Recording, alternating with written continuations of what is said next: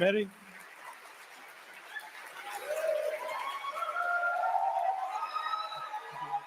waxaana wanaagsan daawadayaal meel kastoo aad dunida ka joogtaan doodii abid ugu adkeed ayaa dhex martay wariyaha caanka ee mahdi xasan iyo elon levi oo ah afhayeenkii hore ee xukuumadda israa'iil ee haatan xilka haysa doodan ayaa waxa ay ka dhacday fagaaraha caanka ee open debate ee magaalada new york haddaba daawadayaal doodan su-aasha u horreysa oo la isweydiiyey ayaa markiiba dadkii bartanka ku dhufatay oo kala qaybisay waxa ayna su-aashaasu tahay israa'iil dagaalka Gaza ay ka wadaa ma garba mise waa gardar waxaad garan kartaa su-aashaasu say dadka u kala qaybisay bulshada ka soo qayb qaadatay qaarna waxa ay taageersan yihiin mahdi xasan iyo xabadoo la joojiyey israa'iil inaysan xaq u lahayn oo ay arkaan gaf wixii ay Gaza ka geysanayso dhinaca kalena waxay taageersan yihiin Mr. Levi oo waxay aaminsan yihiin israa'iil waxay Gaza ka wado inay gar yihiin ayadana laga gardaran yahay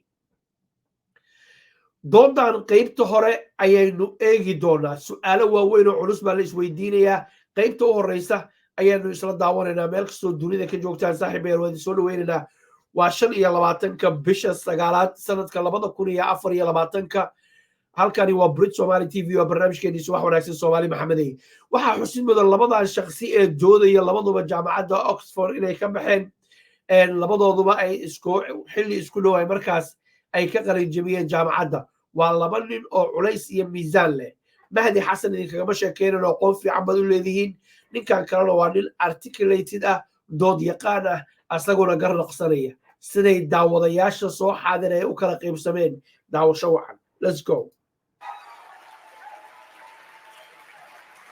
Elon, in already calling your opponent a liar, you have already crossed one of the lines of the culture that we try to establish here. I wish you hadn't. You don't. I don't mind. It's fine. It's fine. It's fine. I can do this. You don't need to do that to make your case. Please.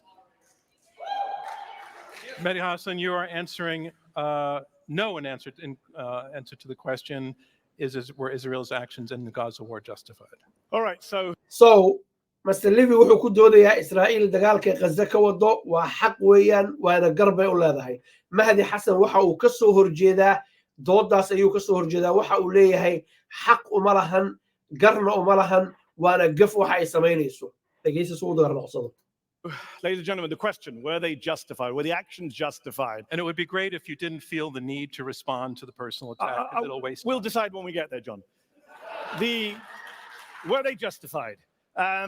No, obviously not. Of course not. October the 7th, I think we can all agree, was a crime, a war crime, right? We can all agree on that. And taking hostages is a war crime. And those hostages should be released.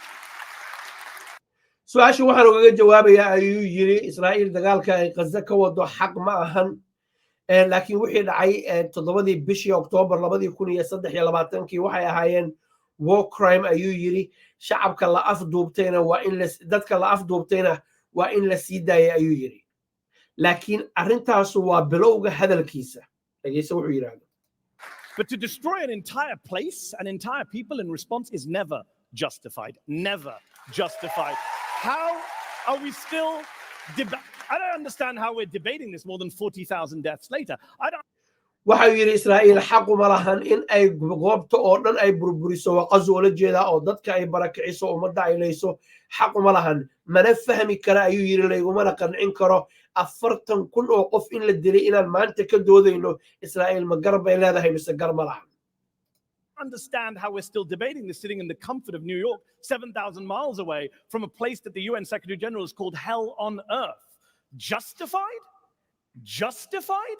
Was Israel justified in carrying out one of the most intense civilian punishment campaigns in history, according to Dr. Robert Pape at the waxa uu yiri sidee waran karnaa Israa'iil xaq ayay u leedahay inay qaado weerarkii abid ugu darnaa ee markaas bulsho rayida oo waxba galabsan lagu qaado sida uu sheegay professorka uu soo xiganayo madaafiicda ugu 5,000 oo kiilo ah 2,000 oo kiilo ah iyo lamid ah markaas in lala beegsaday oo Dresden oo ka tirsan dalka Jarmalka oo ah meelihii ciidamada xulafada ay weerareen markii la dagaalamayeen Nazi Germany dhulka la dhigay ka daran oo kale loo baabi'iyey. University of Chicago, dropping 500-pound bombs, 1,000-pound bombs, 2,000-pound bombs on schools, hospitals, universities, bookstores, libraries, mosques, churches, refugee camps, apartment buildings, cemeteries. sidee xaq ugu leedahay ayuu yidhi inay iskuullada iyo malcamadaha iyo jaamacadaha iyo isbitaalada iyo weliba dukaamada iyo daaraha waaweyn ee dadka rayidka ay degan yihiin iyo weliba xabaalaha in la madaafiic lala dhaco xabaalo see madaafiic loola dhacay ayuu leeyahay oo loo oranayaa xaq ayaa loogu leeyahay. doodaanu waxa ay leedahay xamaasad aad iyo aad u fara badan. marka dadka kaamarada lagu soo qabtana waad arkaysaan sida loo kala qaybinay qaar baa istaagayo ishayn kari waaye. Destroying a higher percentage of buildings in northern Gaza than the Allies destroyed in Dresden during World War II, reducing Gaza to 42 million tons of rubble while they got people out of the way. How is that justified? Dropping a bomb, for example, on a 6-story apartment building in central Gaza last October, killing more than 100 people inside, including more than 50 children.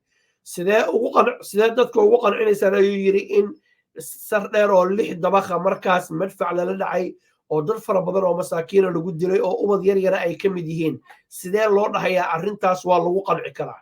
see loo oranayaa waa gar? see loo oranayaa waa xaq ayuu leeyahay? Children with no Hamas target in sight, according to Human Rights Watch, with no explanation offered by the Israeli. hay'adaha xuquuqul-insaanku waxay sheegeen daartaas la bartilmaamay dadka lagu baabi'iyey haba yaraatee Xamaas inaysan ka agdhoweyn. sidee ayaad uga garnaqaysaa arrintaas? Israeli military. Even till today, was that justified, Elon? Was Israel justified in markastoo uu boynti sameeyey Elon magaciisa ayuu sheegayaa oo ku halqabsanayaa waa shaxda ama siyaasadda ama sida dadka doodyaqaanka ay u sameeyaan inaad qofka aad la doonaysid aad ku halqabsatid. telling people to go to safe zones and then bombing them and killing them in those safe zones? According to NBC, there were 7 deadly airstrikes between. sida ABC-du ay sheegtay waxa uu yidhi Israa'iil markay dadka ku tiraahdo halkan ka qaxa oo halkaas u qaxa waa ammaan ah goobtii ayay weeraraysaa dadkii ayaa saas ku leynaysaa oo horey waxaanu aragnay meelo la yidhi sida Mawazi oo kale oo Khan Yunis qarka u saaran halkaas ayaa lagu badbaadayaa aada dabadeedna weeraro lala beegsanayo dadkiina ay saas ku leynayso. ma waxaas ayaan dhihi karnaa waa gar iyo xaq iyo Israa'iil u leedahay. January and April in areas that the Israeli military had specifically designated as safe zones, killing Palestinian civilians like Sabrine Sakani, who was 30 weeks pregnant at the time. She was killed in a safe zone in April. dadka la dilay waxa uu soo qaatay haweeney Falastiiniyada oo hooyo ahayd oo markaas xaamilo ahayd oo markaas meel la yiri waa safe zone oo lagu badbaadaya lagu dilay 7 kadibna ilmaheeda yarka ayaa dhintay. ma waxaas ayaa la aqbali karaa? Her little baby, newborn baby, died less than a week later. Was that justified too, Elon? Was Israel justified in killing a record number of kids in Gaza, 16,000 children, turning Gaza into what the UN has called a graveyard for children? waxa uu yidhi ma waxaan dhihi karnaa gar ayay Israa'iil u leedahay 16,000 oo ubad yar yara inay dishay taasoo dowlad United Nations ay ugu yeereen in ay tahay Gaza ay noqotay xabaalihii carruurta iyo dumarka. ma waxaas ayaa la oran karaa xaq iyo gar baa loogu leeyahay? waan ka soo horjeedaa arrintaas ayuu leeyahay. According to Save the Children, killing more kids in the first 3 weeks that were killed globally in each of the past 4 years. hay'adaha carruurta la shaqeeya waxa uu yidhi waxa ay sheegeen 3 bilood oo u horreysay 4 halkan ku soo celiya waxay dhikaad iga baxsatay.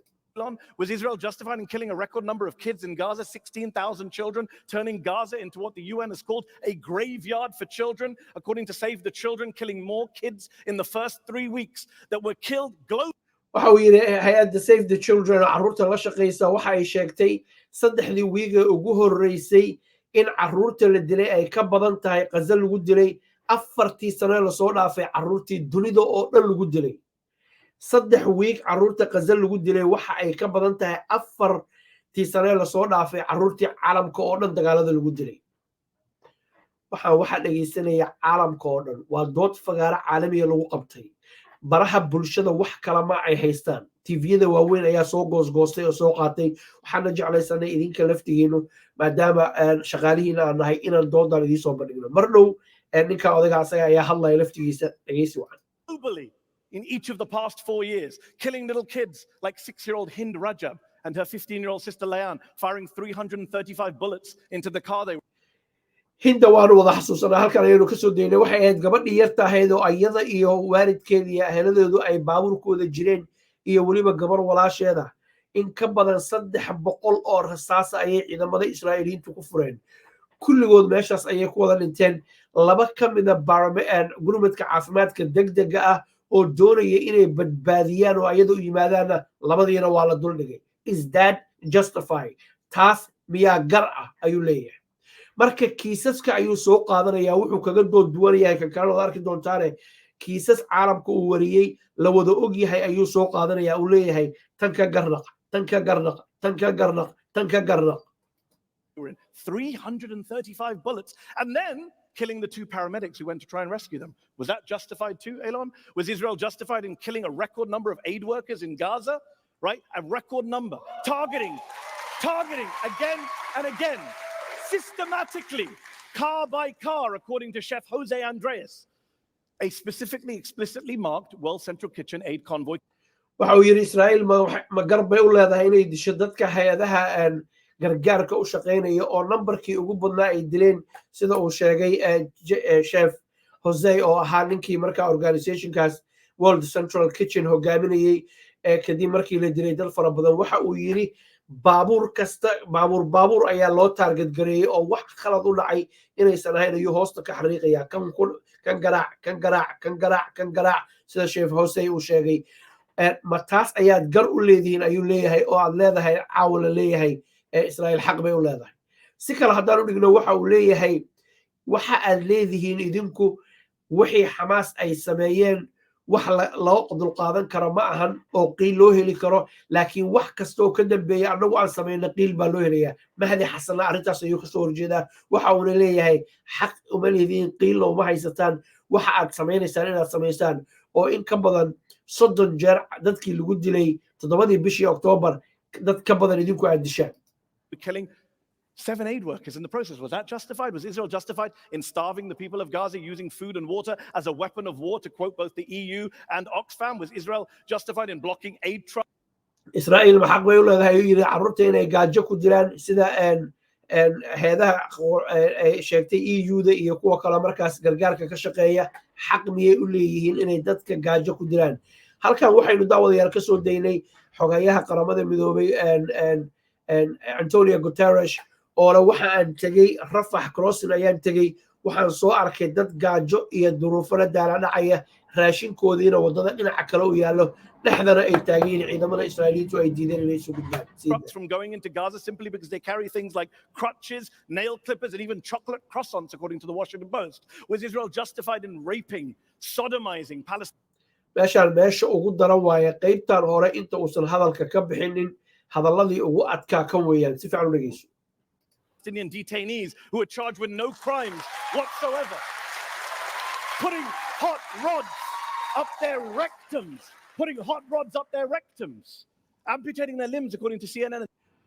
halkan waxa uu ka hadlayaa maxaabiista Israa'iiliintu ay hayaan ee Falastiiniyiinta ayagoo la xukuminin oo xabsiyada ku jira oo xuquuq haba yaraatee aan lahayn ayaa loogu daray ayuu yiri markaas kufsi iyo markaas biro in xagga dambe laga geliyo si markaa loo baadilo ma xaq ayaad u leedahay ayuu leeyahay wuxuu banaanka soo dhigayaa tacadiyadihii dhacay iyo wixii dhacay oo dhan kiisas caalamka uu record gareeyay ayuuna soo xiganayaa hadalkaas horena waa u sheegay muhiimadda ay leedahay waxay tahay ninkaanu wuxuu fahansan yahay cidda uu la hadlayo iyo meesha hadalkiisa uu ku wajahan yahay caalamka waxaad aragtaan dad fara badan oo reer galbeedka oo ka ololeynaya kufsiga tacadiyadaha ka dhaca kuwa dumarka loo geysto kuwa carruurta loo geysto dadka uu la hadlayo waa kuwaas iyo kuwa kale caalamka idin meeye waxaan ayaa dhacaya waana daawanaysaan siida In the New York Times, was that rape and torture justified, Elon?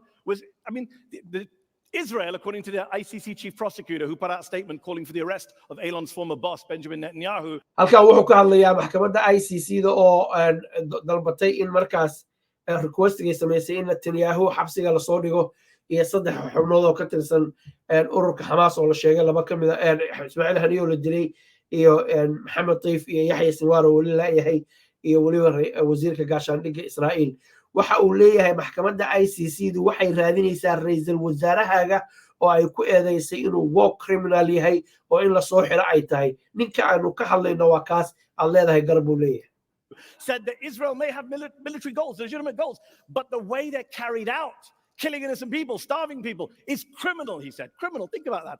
Elon Levy is a former spokesperson for a man who the ICC chief prosecutor once arrested for war crimes. Elon himself has produced a number of lies, sorry, John, in service of those war crimes. He has a bunch of tweets still up tonight which say that babies were beheaded on October the 7th, babies were baked in ovens, babies were ripped from their mother's wombs. October 7th was bad enough, but Elon had to exaggerate it for atrocity purposes. Those tweets are still up. Why would you trust anything this man says to you tonight? Look, he's here. He's here. He's here to gaslight you, to defend the indefensible, to excuse it. waxa uu halkan u joogaa buu yiri inuu difaaco waxaan la difaaci karin waxa uu qiil u raadinayaa waxaan qiil loo haynin waxa uu xal u raadinayaa waxaan xal loo haynin nin la aamini kara maahan been hore fara badan uu qoray ayaa jirta oo twitterkiisa wali ku jirta uusan tirtiranin xilligii afayeenka ah inexcusable to justify the unjustifiable, but you don't need to. Tonight you can choose to be on the side not of cruelty, not of criminality, but on the side of the innocent people of Gaza who are being killed as we speak tonight, as we speak, by Elon's former colleagues in the Israeli military on the orders of Elon's former bosses in the Israeli government. So yes, I choose to oppose this horrific and homicidal motion. Thank you.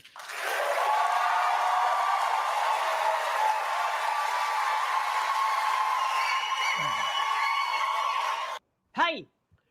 وهجاك داوديال قيبتاس waxa ay ahayd hadaba qaybtii hore ee markaas ku saabsanayd ikaada ninkan halman iska dejiya qaybtaas daawadayaal waxay ahayd qaybtii hore ee ku saabsanayd dooda Mahdi uu soo bandhigay waxa xasuusina Mahdi dooda waa looga horeeyay oo Elon ayaa uga horeeyay laakiin qaybaha dambe oo barnaamijka ka sameyn doono waxaynu soo bandhigay soo hormarin doonaa Elon oo asagoo laftigiisu qodobada uu soo xiganayay iyo waxa uu ku dacwoonayo haatan waxaynu dhageysanaynaa Elon bal waxa uu la soo shirtagay iyo sida uu u doodayo iyo sidoo Mahdi u dooday dabadeedna waan isbarbar dhigaynaa doodaas labadaas doodood sida ay yihiin iyo sida idinka laftigiina aad u aragtaan waxaga dib baan ugu noqonaynaa saaxiibayaal waxaan idinku dhiirigelinaynaa haddii aadan Brit Somali TV hore u rukumanin inaad rukumataan si markaas idinkana waxba aysan idin sheeginin annaguna tiradiina iyo tayadiina aan ugu faano haatan waxaynu aadaynaa Mr. Elon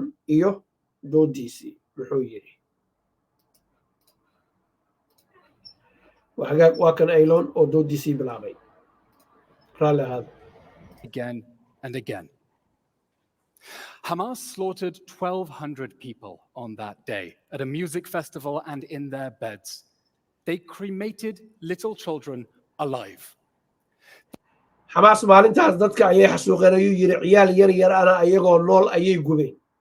They perpetrated barbaric acts of sexual violence. They beheaded waxayna geysteen falal wuxuushnimo ah oo markaas kufsi ah. Tortured and mutilated their victims alive and dead, and they did it with glee. And then dadka waxay ku sameeyeen ayuu yiri way jarjareen ayuu yiri ayagoo nool iyo kuwii dhintay intaba. Hamas ayaa saa sameysay ayuu leeyahay. They took over 250 hostages, including little children, paraded them through the streets of Gaza to jeering crowds, hid them in tunnels and homes where they are being starved and tortured and raped and executed. waxa uu yiri markii Gaza la geeyay qaar la dilay qaar la jir dilay qaar la kufsaday ayaa la isugu daray ayuu yiri dariiqyada Gaza ayaa la wareegayay ayagoo markaas dunidu ay daawanayso. It was the deadliest terror attack in world history after 9/11, the bloodiest massacre of Jews since the Holocaust, and the opening shot of the Iranian regime's regional war. dhacdadii ugu weyneyd ayay ahayd uu yiri nagu dhacday haddii aanu nahay Yuhuud dagaalkii labaad ee dunida wixii ka dambeeyay ee nagu dhacday Iran ayuu halkan soo gelinayaa laakiin su'aashu waxay ahayd arrintaanu ma justify ba mise ma ahan against Israel on 7 fronts. At this point, Israel faced a choice, as Hamas immediately threatened to do it again and again until Israel was destroyed. waxaan hor yaalay ayuu yiri Joyce ama dalabkan waxaanu inaan ka jawaabno hor yaalay waxay ahayd ayuu yiri maadaama Hamas ay sheegeen inay ku celcelin doonaan October 7 again and again and again ay ku celcelin doonaan haddii ay fursad helaan inaanu go'aan qaadano ayaana hor yaalla ayuu yidhi go'aankay qaateen ayuu leeyahay gar ayuu ahaa To do nothing or to do something, both inaan wax samayno iyo inaanaan wax samaynin kee ayaanu qaadanaa haddii aanaan waxba samayninin xamaas waxay u tahay guul iyo inuu markaas sii xoogaysanayo ayay u tahay haddii kalena annaga ayaa dib loo soo weeraraya labada midba Joyce looma ahna ayuu leeyahay laakiin asagaa dhammaystiri doona would have consequences. Doing nothing meant letting Hamas get away with October 7th, leave it free to do it again and again, only this time with thousands of dangerous terrorists released from jail and with its popularity skyrocketing. That's not an option. Doing something meant targeting Hamas's terrorists in accordance with international law in order to dismantle their ability to wage war and live out that threat to do it again and again. That was the choice that Israel faced after October 7th. Now, after October 7th, that campaign to bring Hamas down and bring the hostages home was the only moral response. Hamas exists for the sake of war, and for the sake of peace, it must go. Let me explain Israel's strategy. Israel's strategy is to get civilians out of harm's way so that it can target Hamas's terrorist infrastructure. goolkeenu waxa uu ayuu yidhi inaynu shacabka ka weecino meesha ay markaas xamaas ay ku luumalaysanayaan isla mar ahaantaasna markaas aanu shacabka ka badbaadino weeraradaas aanu la beegsanayno xamaas hadalkii mahdi waxa uu ahaa meeshii aad tiraahdeen waa nabad baad duqaynayseen under their feet. Hamas's strategy is to keep civilians in harm's way so that it can use them to shield their military infrastructure. Israel left xamaas ujeedadoodu waxay tahay ayuu yidhi in ay dadka markaa isagaga dhigaan madaafiicda iyo weerarada oo markaa shacabkooda dhibaata ay soo gaadho Gaza in 2005 and never wanted to go back, but Hamas seized power 2 years later, started firing rockets at our cities, and rigged Gaza's urban landscape for war. They dug a network of military tunnels 1.5 times longer than New York subway under homes and schools and hospitals. وهاجاك داوديال دودان ودود آدي آدو لير أو سعوني سمو هل ساعة waxaan jecelahay inaad ra'yigiina nala wadaagtaan markaad eegtaan meesha aan ka soo qornayna waa idin tusinay oo waatan meesha ku taalla fadlan daawada ra'yigiina saliimkaana nala wadaaga sidaad u aragtaan labadaas nin ee fooda isdaray su'aaluhu intaan way ka badan yihiin midba midda ay ka weyn tahay ayaa la isweydiinaya waana la isku baaba'aya xataa arrintu waxay gaaraysaa in toos la isku aflagaadeeyo mararka qaarkood oo la yidhaahdo been low ayaa tahay